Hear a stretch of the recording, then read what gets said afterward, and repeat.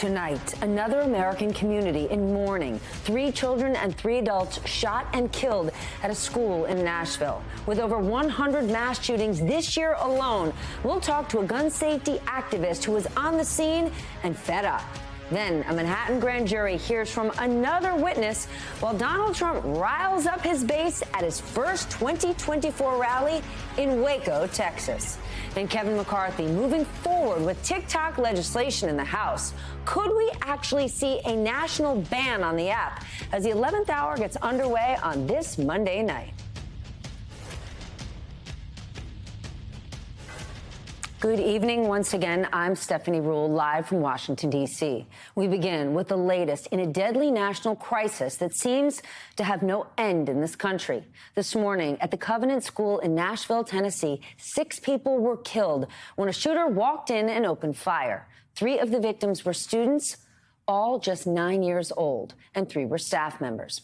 Officials say the shooter was armed with 2 AR-style rifles and a handgun. NBC's Kathy Park has more. The start of a school day shattered by gunshots at the Covenant School in Nashville. We're under a mass casualty alert. The school shooting, multiple victims down.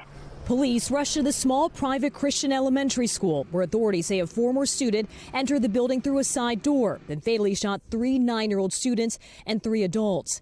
Authorities say the suspect, 28-year-old Audrey Hale, who identifies as transgender, was killed by police. The first call came in at 10:13 a.m. Central Time. Police say responding officers entered the school minutes later and heard shots fired on the second floor. At 10:27 a.m., 14 minutes after the first call, police say the shooter was dead. We've also determined there were maps drawn of the school in detail of surveillance, entry points, etc. Amid the chaos, panicked parents anxiously waited outside for updates, while their pre-K through 6th grade students were ushered to safety. They weren't letting the parents up there, so they were just running up the street. There were so many police cars, and then the ambulances started coming away from the school. Inside the school, Avery Myrick's mother was teaching when the shooter opened fire. I texted her and I said just like what was going on. She said she was hiding in the closet and that there was shooting all over. The shooter lived in the Nashville area, according to police, and they're still investigating potential motives. According to the Gun Violence Archive, there have been 130 mass shootings so far this year.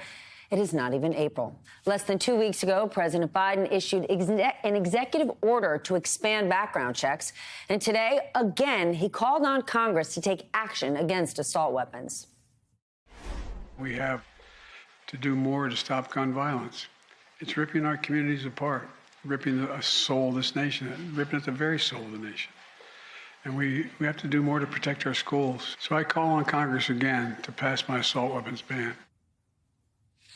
But it was this plea from a survivor of the Highland Park, Illinois shooting last summer that summed up what so many Americans are feeling in terms of anger and frustration about the gun violence epidemic. It took place after a news conference from Nashville police. It was Ashby Beasley who said this to reporters.